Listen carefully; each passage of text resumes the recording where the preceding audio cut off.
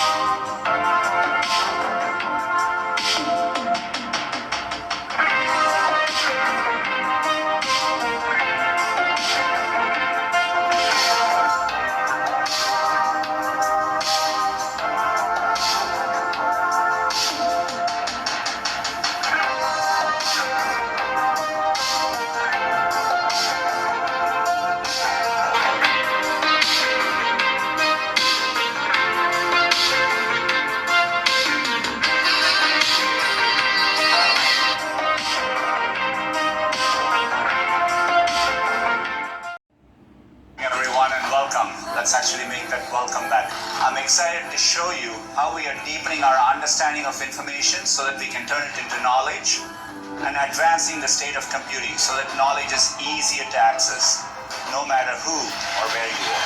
Welcome. Let's actually make that welcome back. I'm excited to show you how we are deepening our understanding of information so that we can turn it into knowledge and advancing the state of computing so that knowledge is easier to access, no matter who or where you are. Welcome. Let's actually make that welcome back.